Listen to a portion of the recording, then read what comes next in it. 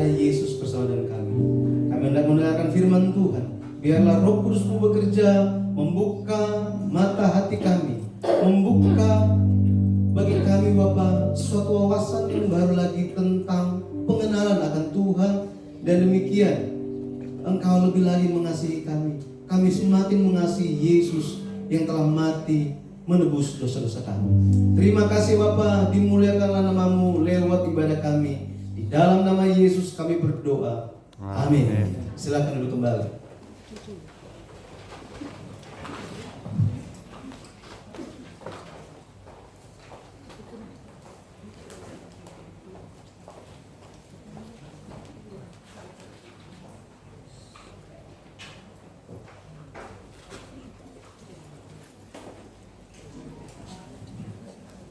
Shalom. Senang bertemu dengan Bapak Ibu, saudara-saudara sekalian. Sejak terakhir kali mungkin berapa, 2 bulan yang lalu atau lebih. Ya. Baik. Hari ini kita mulainya lebih awal ya. Lebih awal. Lebih awal karena ada berkat besar yang hendak dicurahkan kepada kita. Amin. Kalau misalnya, saya nggak tahu, ada di sini yang mungkin sudah menikah di atas 50 tahun. Usia pernikahan sudah sampai pernikahan emas? Belum? Sudah ada di belakang ya. Gitu. Setidaknya udah ada yang puluhan tahun ya. Nah, jadi masih ingat dulu waktu masa pengenalan ya? Sudah hampir lupa. Kalau lupa nanti bahaya di rumah nanti. Kalau kita lihat untuk mengenal nggak cukup cuma satu kali kan, betul ya? Nggak cukup cuma satu kali, tapi ketemu lagi dan ketemu lagi. Pada akhirnya kita bisa menjadi dekat dan bisa lebih jelas mengasihinya itu seperti apa. Sama halnya ketika kita mau mengenal Tuhan, mengasihi Tuhan, itu dengan cara apa? Dengan cara ketemu lagi dengan Tuhan. Ya, ada, karena ini masih sore jadi saya mulai dengan satu cerita dulu, gitu ya. Ada seseorang yang cinta pada pandangan pertama. Jadi orang laki-laki itu dia bertemu dengan seorang perempuan, dia jatuh cinta. Kemudian dari jauh dia ikut, ternyata rumahnya tinggal di mana dia tahu, gitu ya. Dan ini bukan zaman sekarang gitu ya, zaman dulu yang kalau masih ada surat cinta.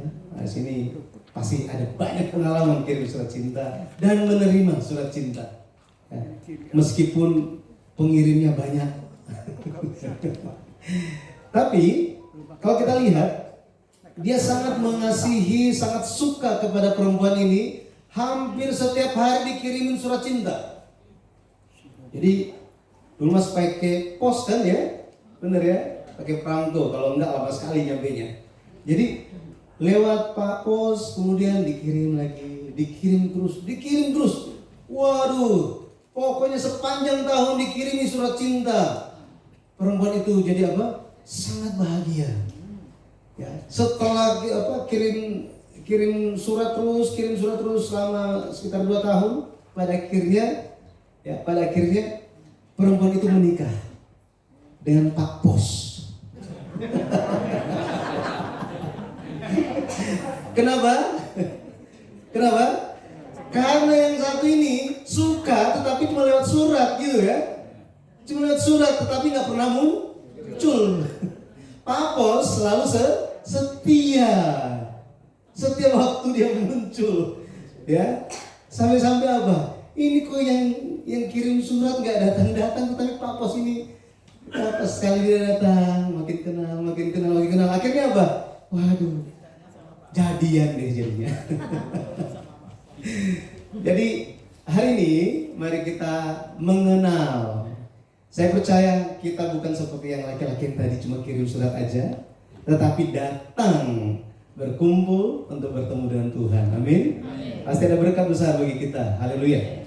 Saya akan berbagi kasih karunia firman Tuhan dengan tema Kristuslah batu karang. Kristuslah batu karang. Ada lagu zaman dulu, Yesus gunung batu perlindungan. Saya nggak tahu ya. Jadi Yesus gunung batu perlindungan katanya. Yesus gunung batu perlindungan. Kita baca dulu firman Tuhan di 1 Korintus 10 ayat 3 sampai 4. 1 Korintus 10 ayat 3 sampai 4. Saya nggak tahu. Saya bacakan langsung ya. Mereka semua makan makanan rohani yang sama, dan mereka semua minum minuman rohani yang sama. Sebab mereka minum dari batu karang rohani yang mengikuti mereka, dan batu karang itu ialah Kristus. Saudara, Yesus berkata bahwa kitab-kitab suci, ya, maksudnya perjanjian lama, itu bersaksi tentang dirinya. Itu kalau kita lihat, perjanjian lama bersaksi tentang Yesus. Yohanes 5 ayat 39, Lukas 24 ayat 27 bicara mengenai hal itu. Kenapa demikian? Karena Alkitab isinya tentang bagaimana Tuhan ingin menyelamatkan manusia. Isinya tentang itu. Dan Yesus, dia datang sebagai juru selamat. Juru selamat. Juru selamat. Dan ini dibuktikan lewat arti nama Yesus. Matius 1 ayat 21 diberitahukan kepada kita arti dari nama Yesus. Nama Yesus berarti Dia yang akan menyelamatkan umatnya dari dosa mereka. Dia, orang yang punya nama ini, yang akan apa? Menyelamatkan umatnya dari dosa mereka. Nah, pembacaan Alkitab hari ini di 1 Korintus 10 ayat 3 sampai 4 berbicara tentang perjalanan umat Israel dari Mesir, dari tempat perbudakan, mereka keluar, kemudian dari perbudakan Mesir mereka keluar, mereka berjalan menuju tanah Kanaan, tanah janji. Ini merupakan sejarah umat Tuhan. Gitu ya, sejarah orang Israel. Tetapi Alkitab mencatat di 1 Korintus 10 ayat 11 dikatakan bahwa apa yang terjadi kepada umat Tuhan merupakan pelajaran peringatan bagi kita yang hidup di zaman akhir. Jadi merupakan peringatan, pelajaran bagi kita. Jadi kalau kita lihat, ya, coba tampilkan tabel bagannya. Mesir itu di dalam Alkitab menggambarkan dunia yang telah jatuh dosa. Dunia yang telah jatuh dosa. Wahyu 11 ayat 8. Tetapi dari Mesir yang merupakan tempat perbudakan itu, umat Tuhan dipanggil keluar. Ya, dan mereka menjalani kehidupan 40 tahun di padang gurun. Padang gurun menurut Kisah Para Rasul 7 ayat 38 dikatakan bahwa padang gurun merupakan tempat, ya, seperti gereja di padang gurun. Mereka dilatih 40 tahun lamanya, pada akhirnya mereka masuk ke tanah Kanaan yang menggambarkan tanah janji, sorga, ya, untuk kita. Keluaran 3 ayat 17. Nah, hari ini di dalam perjalanan orang Israel di padang gurun ada dua peristiwa dari gunung batu keluar air. Ada dua kali peristiwa. Ya, coba kita mengenal tentang dua batu ini. Memang muncul pertanyaan, buat apa sih mau cari tahu tentang dua peristiwa gunung batu mengeluarkan air, memberi minum umat Tuhan, buat apa? Kita perlu tahu cerita ini. Karena Rasul Paulus katakan bahwa batu karang itu, gunung batu itu menggambarkan Yesus Kristus. Menggambarkan Yesus Kristus. Sehingga lewat pelajaran hari ini, lewat firman hari ini, kita bisa memahami, siapa Yesus yang kita sembah, yang kita tinggikan, kita sanjung, seperti yang kita nyanyikan tadi, ya. Baik, yang pertama kita akan lihat lebih dulu tentang dua peristiwa air keluar dari batu karang. Dua peristiwa air keluar dari batu karang. Umat Israel mereka tinggal di Mesir selama 430 tahun. Berapa lama? 430 tahun. Tetapi sekarang mereka itu terbebas. Keluar dari tempat perbudakan, mereka sedang berjalan menuju tanah janji. Tetapi mereka berjalan itu biasanya kalau zaman sekarang itu cepat.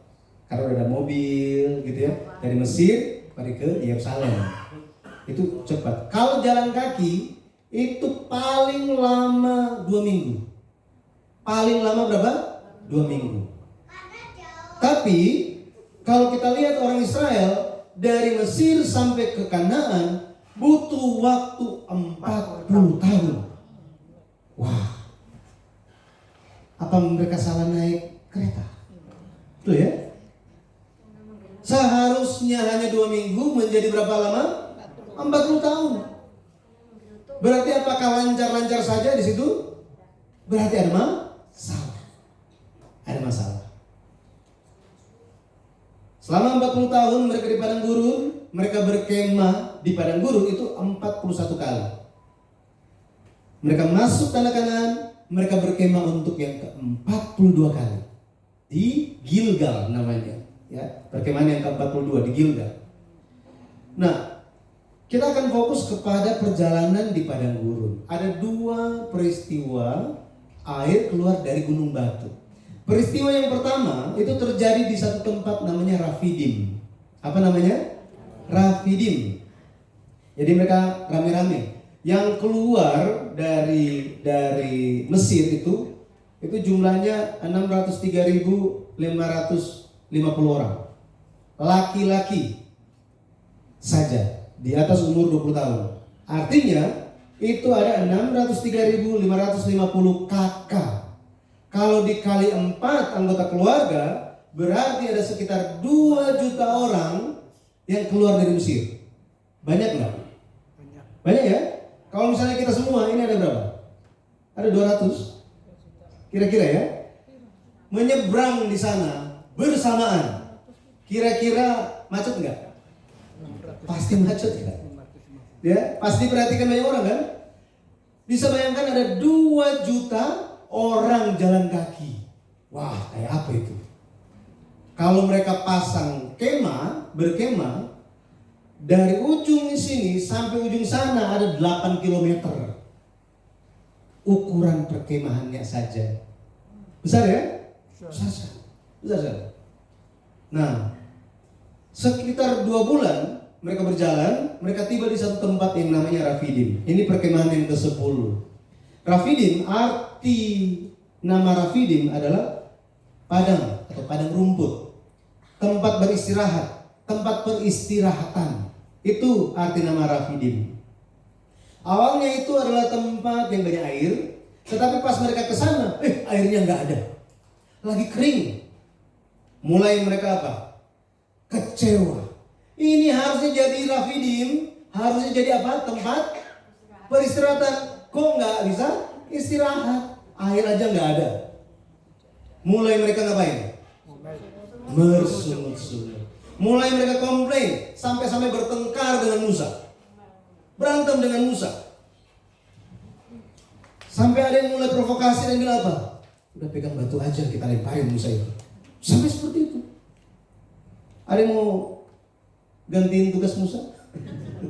Berat ya? Jadi hamba Tuhan itu susah. Ya, hamba Tuhan seperti Musa ya. Sulit sekali bagi dia. Bahkan apa? Tidak berhenti di situ. Umat Tuhan itu mereka bertengkar sampai mereka bilang begini, ini ada Tuhan gak sih di sini? Wah, imannya mulai luntur. Gara-gara apa? Gara-gara mengeluh. Mereka mau mencobai Tuhan. Kita tahu siapa yang mau mencobai Yesus Kristus setelah Yesus puasa 40 hari? Iblis. Jadi orang yang mau mencobai Tuhan itu memiliki sifat iblis. Tapi saya percaya nggak ada di sini sifat itu. Amin. Makanya kita harus teguh pegang firman Tuhan. Ya. Di dalam situasi yang mendesak, Musa berdoa kepada Tuhan. Tuhan bilang, itu di depan sana ada gunung batu. Kamu bawa tongkatmu, pukul batu itu, gunung batu yang besar itu, maka akan keluar air. Ya. Apa yang Musa lakukan? Musa pergi, terus apa? Ambil tongkatnya dipukul batunya. Pada akhirnya keluarlah air yang sangat banyak sampai 2 juta orang bisa minum. Kalau satu botol ini berapa ya kira-kira ya? 600 mili. Yang 600 mili kira-kira berapa harganya? Ada 1.000 rupiah? 2.000 rupiah? Misalnya 2.000 rupiah untuk satu kali kita minum. Sekali makan langsung minum 2.000 rupiah. Kali 2 juta jadi berapa coba? Betul kan? Banyak sekali ya? Banyak sekali, 2 M harus dikeluarkan untuk sekali minum. Jadi Tuhan keluar biaya besar enggak? Besar sekali biayanya. Orang Israel bayar enggak? Tapi mereka ya, seperti itu. Jadi Musa diperintahkan untuk pukul batunya, gunung batu itu, dan dia taat, dia pukul keluar. Jadi dia taat apa adanya. Waktu itu Musa ganti nama Rafidim menjadi Masa dan Meriba. Masa dan Meriba. Masa artinya mencobai. Meriba artinya bertengkar. Musa kasih nama ini, ganti namanya. Tujuannya apa? Supaya generasi-generasi selanjutnya ingat bahwa apa?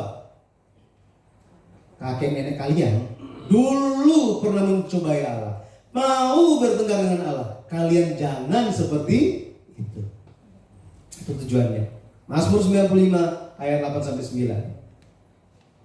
Dan apa yang terjadi? Ya, setelah peristiwa ketidakpercayaan anak-anak Tuhan ini, tiba-tiba mereka diserang oleh orang Amalek, bangsa asing. Diserang. Makanya kalau mengeluh, apakah akan datang berkat? Akan datang berkat. Ya. Jadi arti Rafidim itu adalah tempat apa tadi? Tempat peristirahatan. Gara-gara bersungut-sungut menjadi tempat apa? Tempat bertengkar, tempat ya mencobai Allah. Nggak ada damai di sana, nggak ada damai. Jadi kita perlu berjaga-jaga. Ketika apa yang kita harapkan, kita rencanakan tidak berjalan sesuai dengan yang kita harapkan, gitu ya. Mari kita berjaga-jaga, jangan bersungut-sungut. Mari kita berdoa. Betul ya? Berdoa. Anak-anak kita, cucu kita lihat tidak sesuai dengan apa yang kita harapkan. Jangan mengeluh. Tetapi berikanlah contoh bersyukur, ya, bersyukur. Kita mau damai, amin. Jadi jangan mengeluh. Jangan mengeluh. Kebalikan dari sungut-sungut adalah bersyukur. Jadi misalnya hari ini, kira-kira apa? Ada hal apa yang bisa kita syukuri? Hari ini, saat ini. Bisa bernafas, apa lagi? Bisa berkumpul. Terus apa lagi yang bisa kita bersyukur?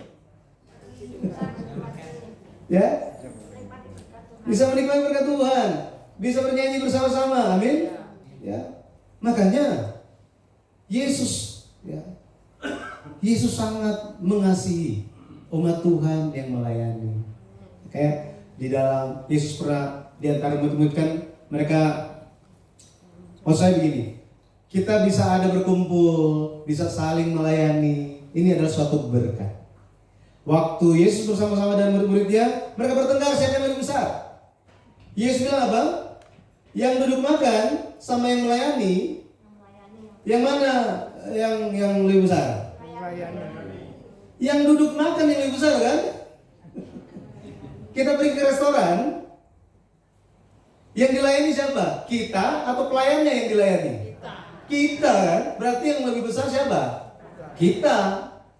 Yesus bilang, yang duduk di meja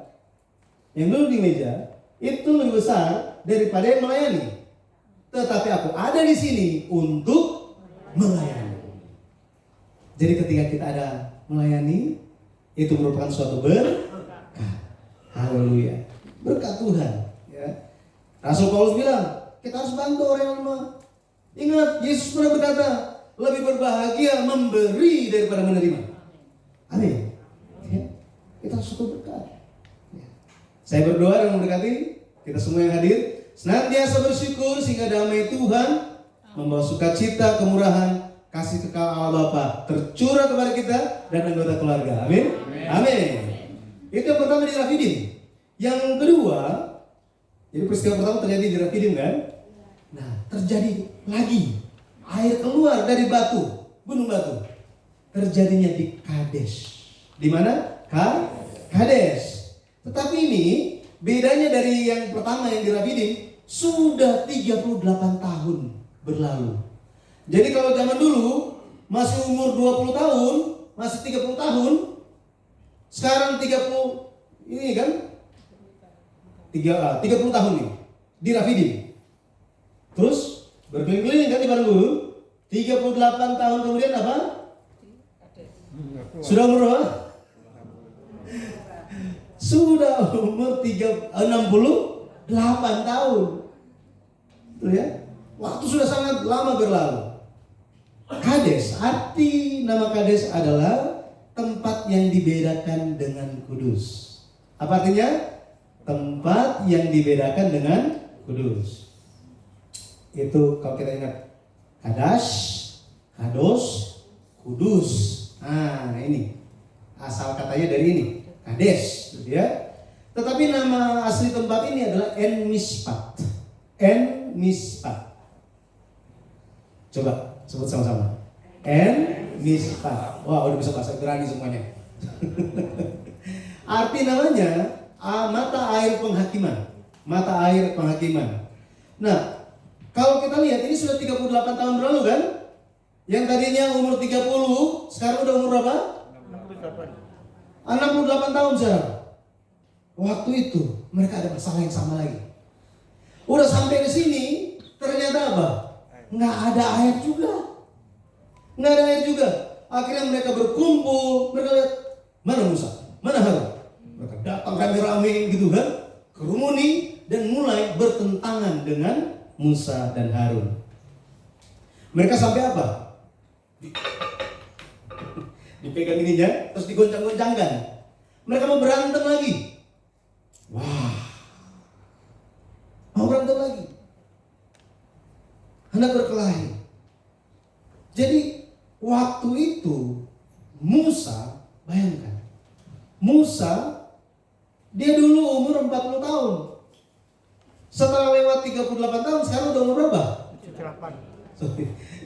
Dulu umur 80 tahun, maaf, ya. 80 tahun. Setelah lewat udah berapa sekarang? 118.